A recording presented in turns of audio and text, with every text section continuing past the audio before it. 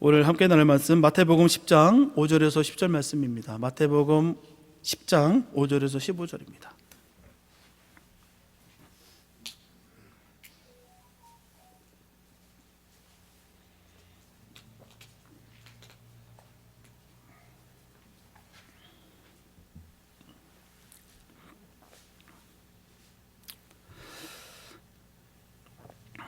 마태복음 10장 5절에서 15절 말씀입니다. 주님의 귀한 말씀 우리 한 목소리로 함께 합독하시겠습니다. 시작. 예수께서 이 12를 내어 보내시며 명하여 가라사대 이방인의 길로도 가지 말고 사마리아인의 고을에도 들어가지 말고 차라리 이스라엘의 집에 잃어버린 양에게로 가라. 가면서 전파하여 말하되 천국이 가깝다 하고 병든 자를 고치며 죽은 자를 살리며 문둥이를 깨끗하게 하며 귀신을 쫓아내되 너희가 거저 받았으니 거저 주어라. 너희 전대에 금이나 은이나 동이나 가지지 말고 여행을 위하여 주머니나 두벌옷이나 신이나 지팡이를 가지지 말라. 이는 일꾼이 저 먹을 것 받는 것이 마땅함이니라. 아무 성이나 촌에 들어가든지 그 중에 합당한 자를 찾아내어 너희 떠나가기까지 거기서 머물라. 또 그 집에 들어가면서 평안하기를 빌라. 그 집이 이에 합당하면 너희 빈 평안이 거기 임할 것이요 만일 합당치 아니하면 그 평안이 너희에게 돌아올 것이니라. 누구든지 너희를 영접도 아니하고 너희 말을 듣지도 아니하거든 그 집이나 성에서 나가 너희 발에 먼지를 떨어버리라. 내가 진실로 너에게 이르노니 심판날에 소돔과 고모라 땅이 그 성보다 견디기 쉬우니라. 아멘. 교인들에게 설교에 관한 설문조사를 했다고 합니다. 먼저 어떤 설교를 듣기를 원하십니까? 라고 질문을 던졌는데요. 그랬더니 첫째는 축복에 대한 설교, 둘째는 상한 심령과 병 고침에 대한 설교, 셋째는 전도에 대한 설교라고 대답을 했다고 합니다. 다음으로 어떤 설교를 들었을 때 제일 짜증이 납니까? 라고 질문을 던졌는데요. 그러자 회개 설교라는 대답이 가장 많았다고 합니다. 대다수의 교인들은 죄를 지었으면 죄 지은 대로 그냥 두지 그것을 꼭 지적할 필요가 있겠나 하는 생각을 가지고 있는 것 같습니다. 그 다음으로는 전도 설교, 헌금 설교가 가장 짜증이 난다고 했어요.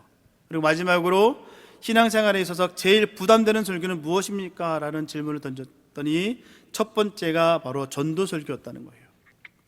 사람들은 전도에 대한 설교를 한다면 벌써 졸기부터 합니다. 부담스러운 설교라고 그렇게 여기는 것이겠죠.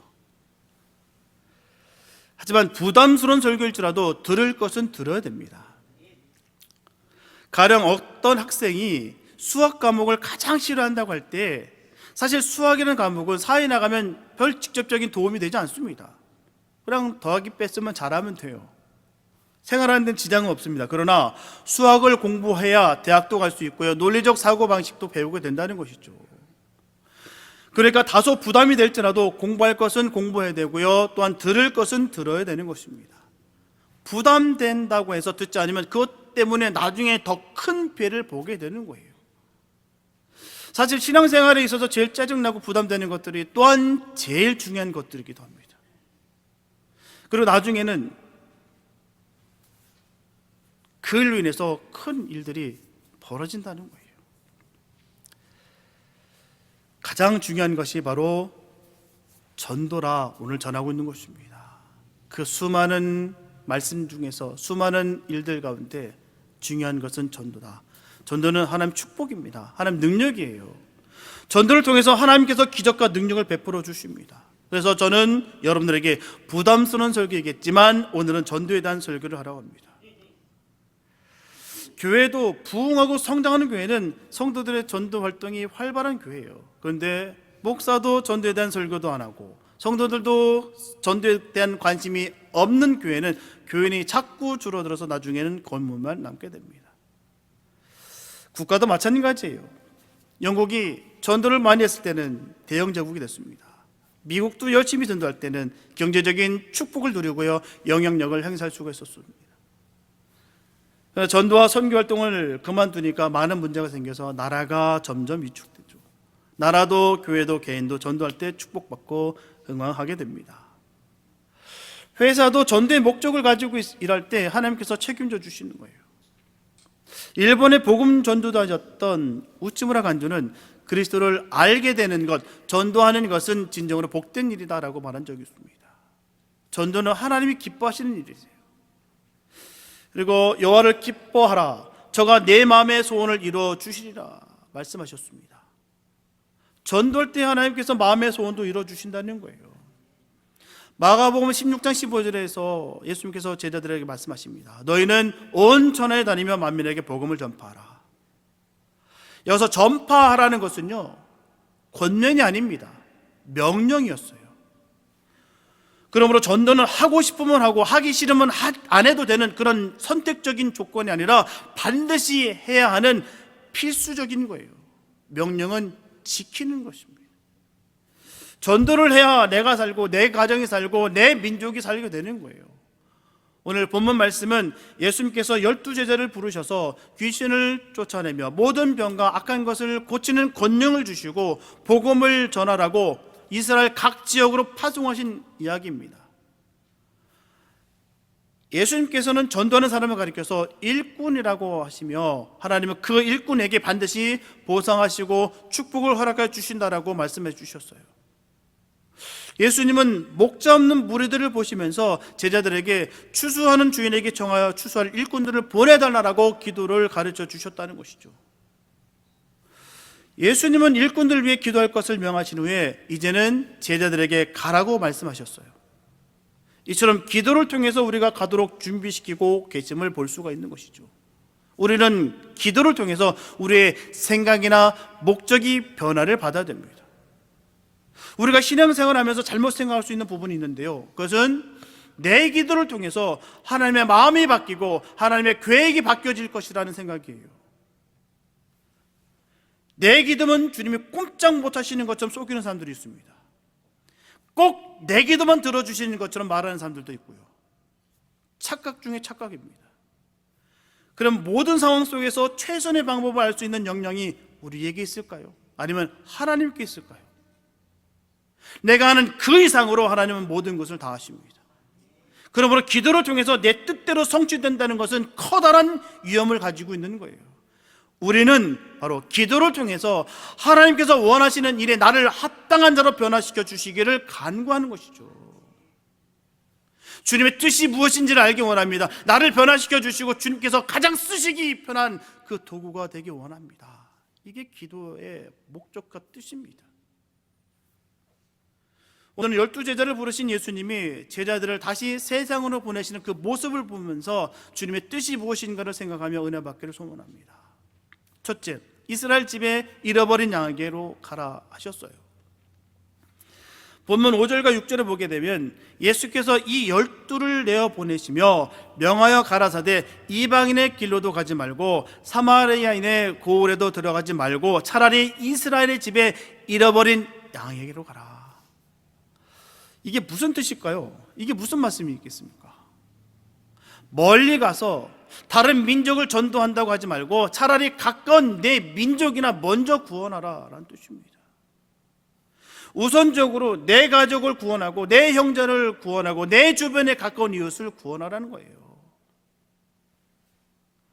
전도의 우선순위는 바로 가까운 곳입니다. 가까운 곳에서부터 시작해서 점점 멀리 가는 거예요.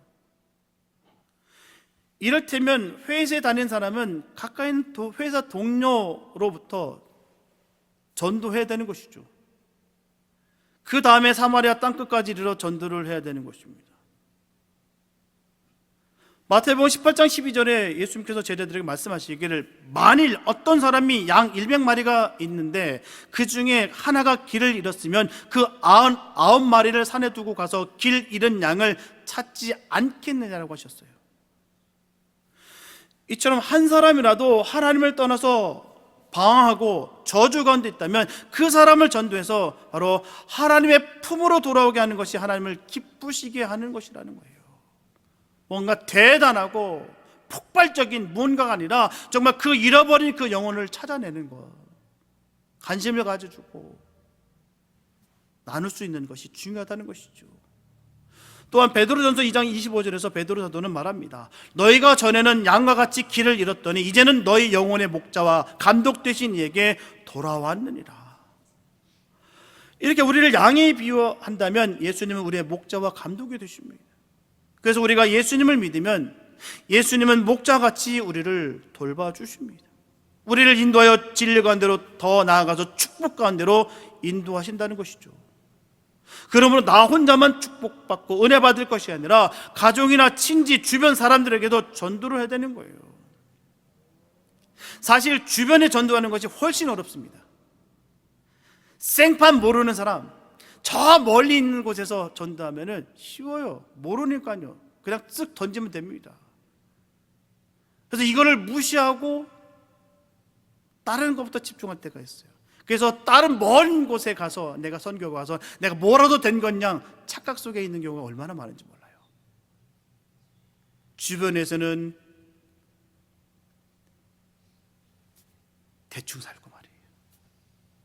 주변에서 복음을 전파하는 게 훨씬 어렵습니다. 왜요? 많은 것이 노출되어 있기 때문이에요. 나의 약점도 나의 허물도 다 보입니다. 그래서 우리는 언제나 정결하고 거짓됨이 없어야 되는 것입니다. 영혼 구원하기 위해서는 나를 죽이고 예수로 살아내야 되는 거예요. 힘들고 어렵더라도 그 길을 걸어가는 사람이 바로 성도인 것입니다. 넓은 대로 대세에 따라서 살아가는 것이 아니라 하나님의 말씀대로 그 좁은 길로 걸어갈 수 있는 사람이 바로 성도인 거예요.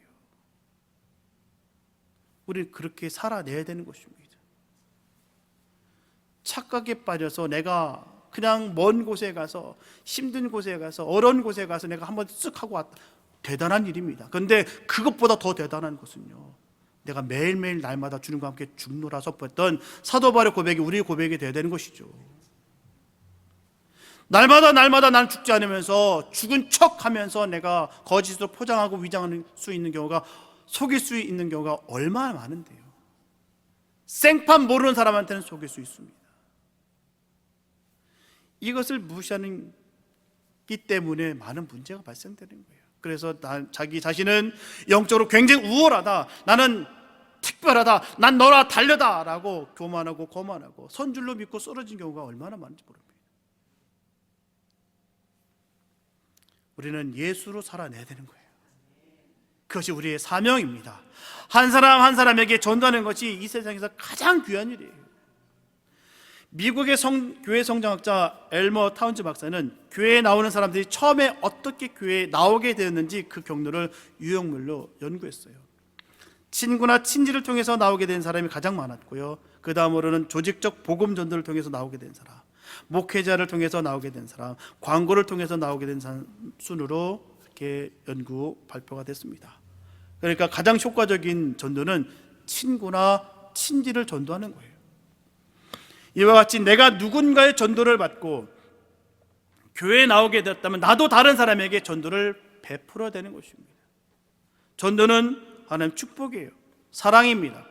은혜입니다. 하나님은 그 수고의 대가를 반드시 지불하시고 축복을 주십니다. 전도의 결실이고 축복이라는 것을 꼭 믿으시기 바랍니다. 전도에 무관하지 마시고 열심히 기도해서 전도하게 되시기를 예수의 이름으로 축복합니다. 둘째, 천국을 전파하고 병든 자를 고치고 귀신을 쫓아내라 말씀하고 있습니다. 본문 7절과 8절에 보면 가면서 전파하여 말하되 천국이 가까웠다 하고 병든 자를 고치며 죽은 자를 살리며 문둥이를 깨끗하게 하며 귀신을 쫓아내되 너희가 거저 받았으니 거저 주어라 말씀하고 있습니다. 전도하는 사람에게는 기적과 능력이 나타납니다.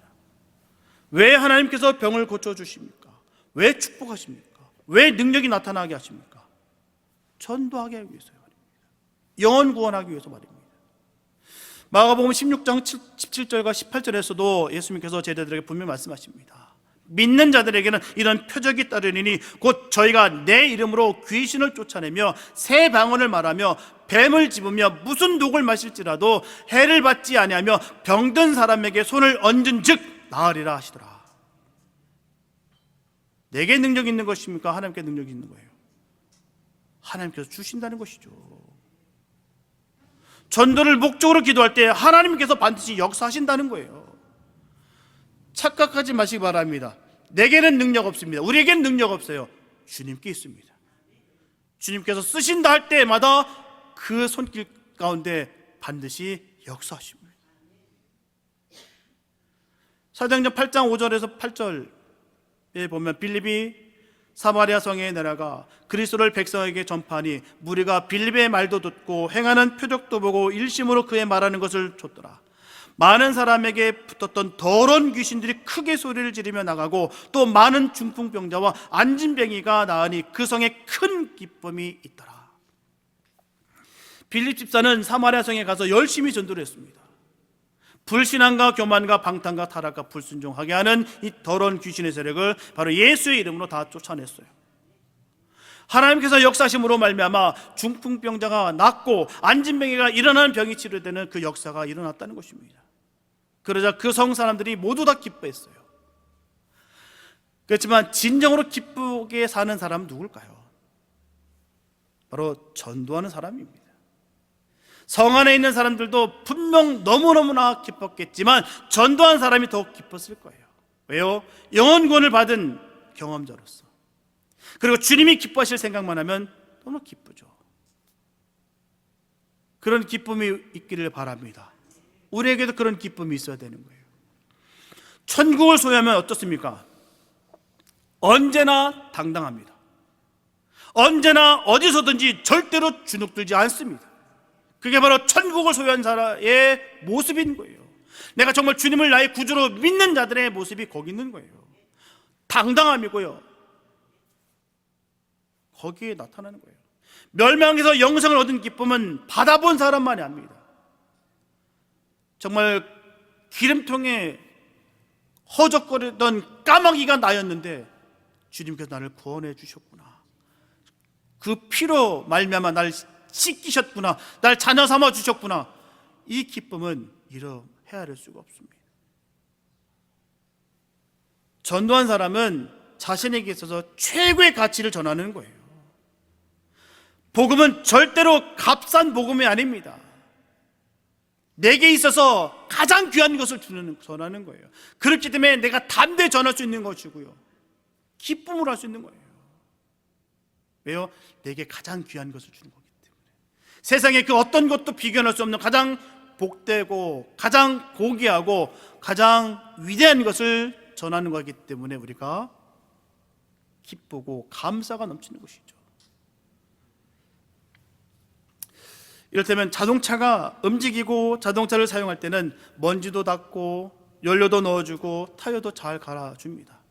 그러나 움직이지도 않는 자동차를 닦을 이유는 없어요. 사용하지 않는 자동차는 연료도 넣지 않고요, 타이어가 펑크나다 할지라도 갈지 않습니다. 사람도 마찬가지예요. 열심히 일하는 사람, 하나님을 위해서 선과 의를 행하고 전도하는 사람이 병이 나면 하나님께서 고쳐주십니다. 어려움을 당하면 환난에서 구원하시고 은혜와 축복을 베풀어 주신다는 것이죠. 직장에서도요, 열심히 일하는 사람은 어려움을 당하면 주인이 보고 가만히 있지 않습니다. 약값을 주든 치료해 줍니다. 병원값을 주든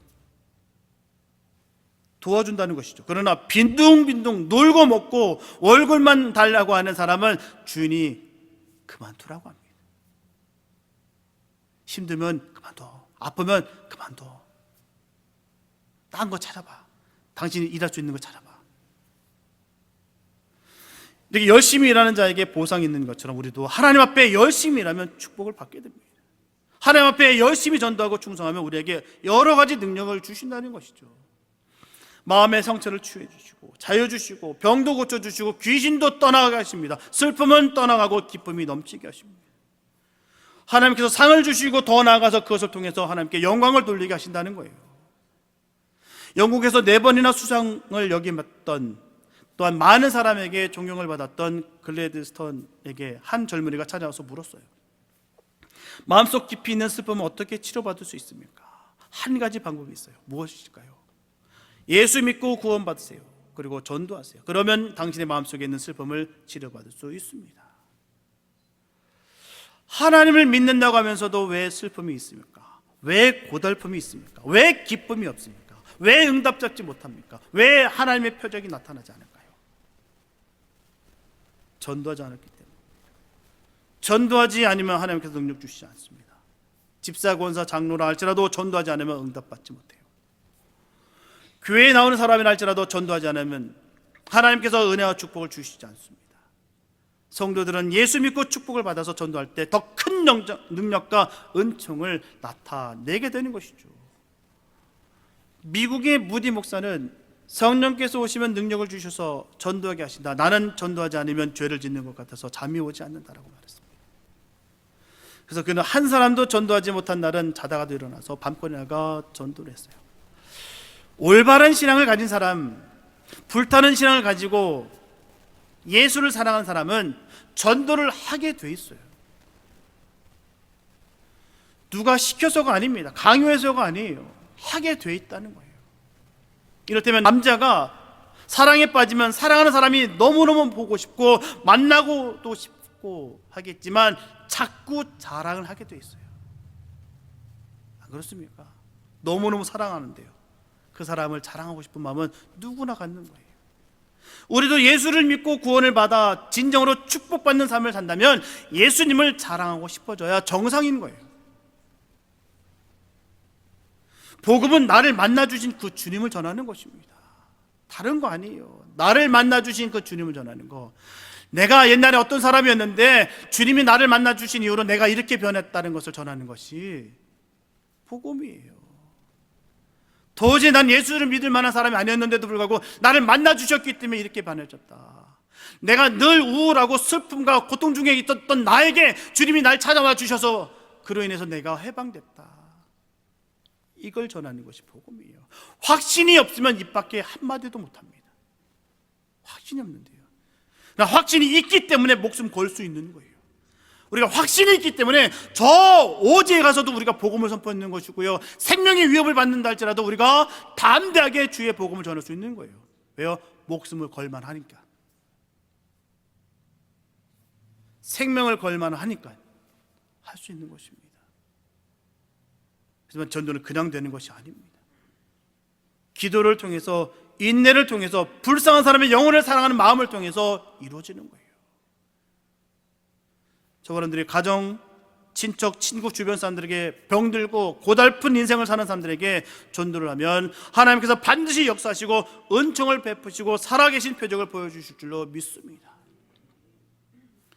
셋째, 일꾼이 저 먹을 것 받는 것이 마땅함이라 말씀하고 있습니다.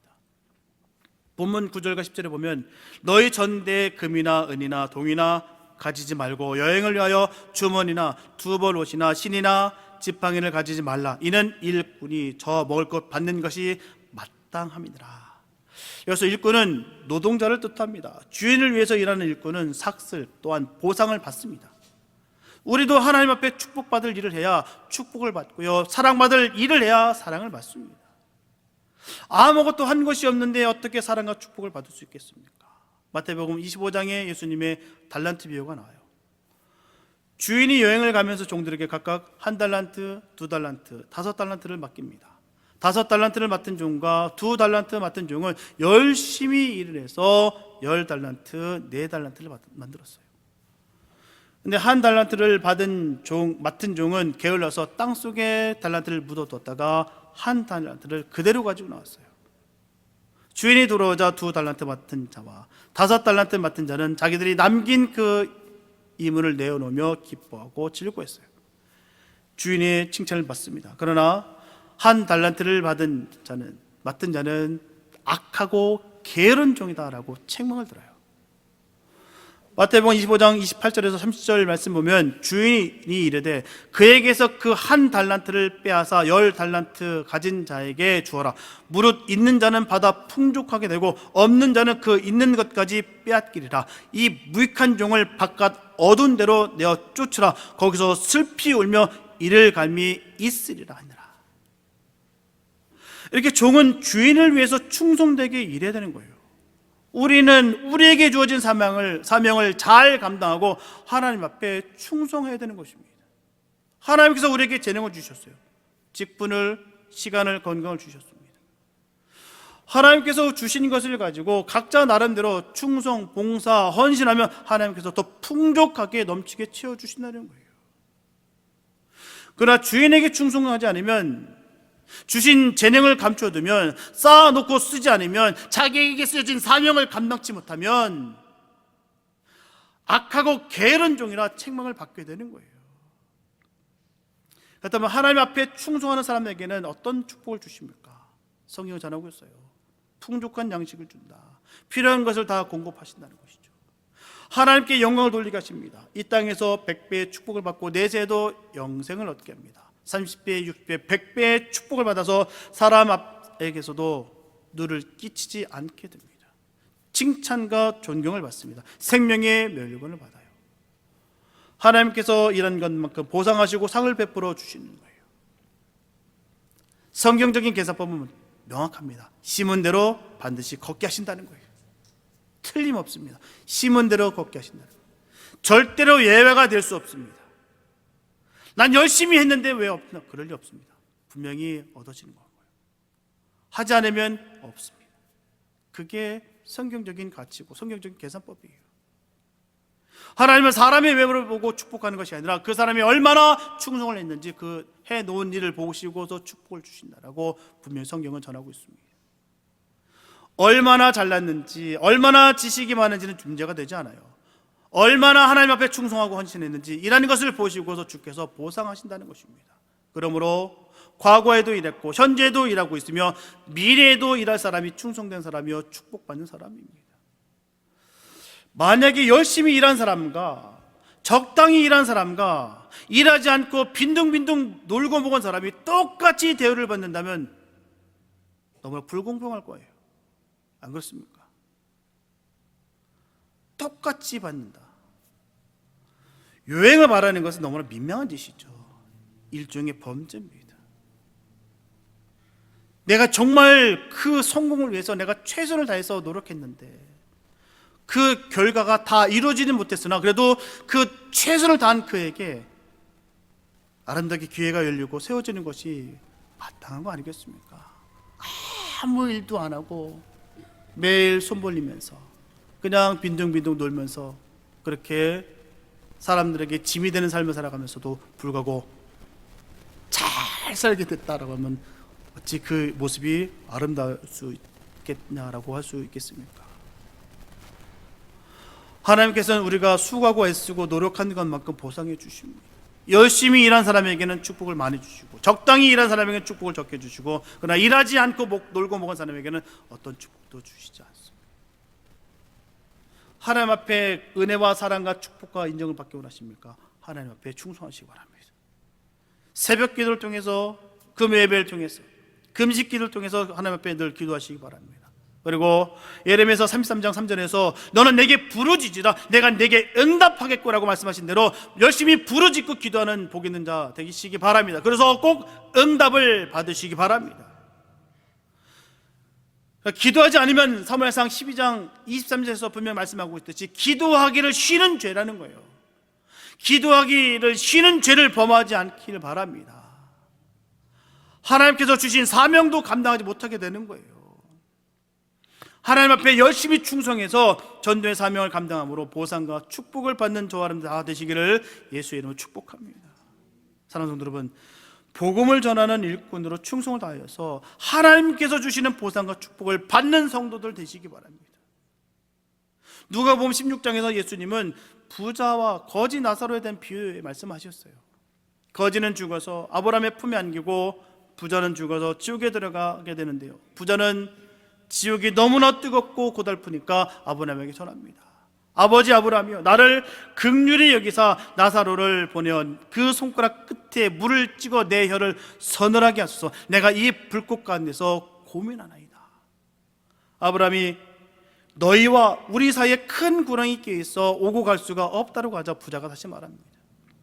그러면 아버지여, 나사로를 내 아버지의 집에 보내소서. 내 형제 다섯이 있으니 저에게 증거하게 하여 저희로 이 고통받는 곳에 오지 않게 하소서. 그래서 아브라함이 대답합니다. 저에게 모세와 선지자들이 있으니 그들에게 들을지니라. 그래서 듣고 구원을 받은 것은 그 무엇보다 큰 축복입니다. 내게 이런 기회가 온 것, 내게 온 축복이 얼마나 귀한 건지요.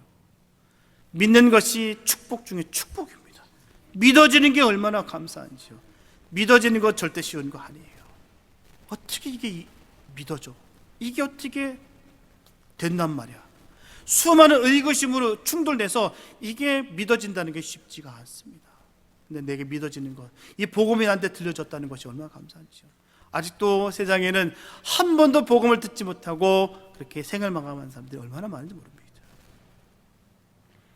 저분들의 가족이 남편과 자식이 불타는 지옥에 가서 고통을 당하고 고민하면 어떻게 하십니까? 언제 어떻게 될지 모르는 이 불확실한 시대에 미리미리 가족을 전도하시기 바랍니다. 친구를 전도하시기 바랍니다. 고린도전서 9장 16절에서 사도 바울은 내가 복음을 전할지라도 자랑할 것이 없으면 내가 부득불할 임이라. 만일 복음을 전하지 않으면 내게 화가 있을 것입니다. 이처럼 전도하지 않는 사람에게는 화가 있을 것이라고 했어요. 이 뜻은 뭡니까? 그만큼 영혼 구원이 귀하다는 표현이에요. 믿는 자와 믿지 않는 자의 종착역이 다르기 때문입니다. 그때는 후회도 소용없다는 거예요. 아무리 나는 천국에 가도 사랑하는 사람이 지옥에 있다고 하면 너무나 슬플 거예요. 그래서 화가 아닐 수가 없다는 거예요. 벌 받는다, 전도하지 않으면 벌 받는다, 이런 뜻이 아닙니다. 화가 바로 나는 구원받을지라도 내 사랑하는 사람이 지옥에 간다 할 때 그 마음이 얼마나 슬프고 얼마나 고통 속에 이미 심판을 받은 고난과 고통 아니겠습니까? 그래서 화가 있을 것이다 라는 그 뜻입니다. 안 하면 나 지옥에 떨어지고 가고. 천국은 예수 믿어야 가는 것입니다. 전도한다고 해서 가는 것도 아니고요, 내가 헌금을 많이 해서 가는 것도 아니고요, 내가 착한 일을 많이 해서 내가 천국 가는 것이 아니고요, 예수를 믿어야 가는 거예요. 그러나 예수를 믿음으로 말미암아 내 사랑하는 그가 예수를 믿음으로 인해서 함께 천국에서 영원한 주의 나라에서 영원히 살아가는 그것이 가장 큰 축복입니다. 그래서 우리가 생명을 걸고서 그 복음을 전하는 거예요. 그 사람과 영원히 함께 하기 위해서 그 천국에서. 저분들은 전도하고 축복을 받으시기 바랍니다. 화를 당하기 전에 미리미리 전도하시기 바랍니다. 사랑하는 부모, 형제, 남편, 아내, 아들, 딸, 가족부터 시작해서 이웃까지 전도하고 전도의 축복과 능력과 보상을 받는 복 있는 저와 여러분들 다 되시기를 예수님의 이름으로 축원합니다. 기도합니다. 사랑해 주신 감사합니다. 아버지 하나님, 우리가 그 영혼 구원을 위해서 애쓰고 힘쓰는 것은 나의 명예를, 나의 이름 높이기가 아니라 정말 내게 가장 귀한 것을 전하는 것이고요, 또한 그와 함께 영원한 주의 나라에서 영원히 함께 사는 것이 우리의 바람입니다. 하나님, 우리에게 능력을 더하여 주셔서 기적이 나타나서 하나님 그 영혼을 건지는 데 쓰임받는 역사가 되게 하여 주시옵소서. 하나님, 우리의 소망과 소원입니다. 하나님, 그 나라에서 영원히 주님을 찬양하며 주와 함께 하기 원합니다. 나를 찾아와 주셨던 그 주님, 그를 만나 주시옵소서. 나를 건져 주셨던 그 주님의 그 능력, 그도 건져내 주시옵소서. 죄악으로 허덕였던, 멸망 가운데 영원히 죽을 수밖에 없었던 그 인생이 영원한 생명을 받았던 것처럼 우리와 함께 그런 역사가 이루어지게 하여 주시옵소서. 우리의 모든 삶의 모습 속에서 주님이 드러나게 해주시옵시고, 그 모습을 통해서 주님 그 영혼에게 하나님의 그 복음이 온전히 심어지고 전달될 수 있도록 역사하여 주시옵소서. 주께서 귀하게 쓰임받는 우리의 의의 병기가 우리가 모두가 될 것을 간절히 소원하며 우리를 구원하신 예수님의 이름으로 기도했습니다. 찬양하기 원합니다. 나 같은 죄인 살리신 함께 찬양하는데요, 정말 우리가 늘 전합니다. 나 정도 되니까 구원받은 거 아니고요, 나 같은 죄인 살려주시는 거예요. 그러니까 우리가 이 마음 우리가 품고 우리의 신앙 믿음 지켜야 될 줄 믿습니다. 한 주간도 나 같은 죄인 살려주신 그 주님의 사랑을 생각하면서 승리를 이뤘으면 좋겠습니다. 나 같은 죄인 살리신 찬양 부르신 후에 축도로 예배를 마치겠습니다.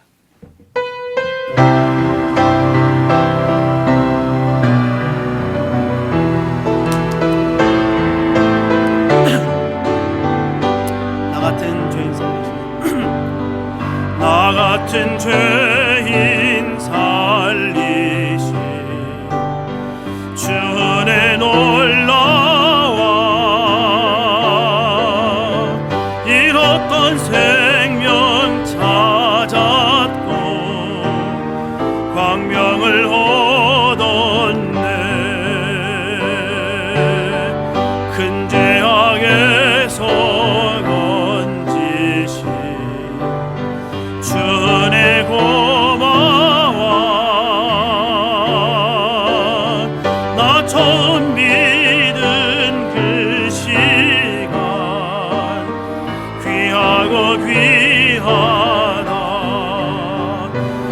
찬양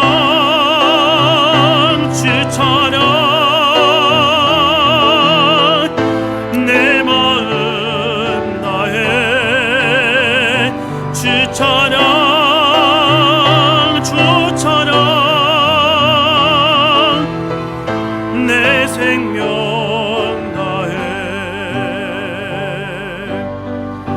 이제껏 내가 산 것도 주님의 은혜라 또 나를 장차 본향에 주시리 거기서 우리 영원히 주님의 은혜로 해처럼 밝게 살면서 주 찬양하리라 주 찬양 주 찬양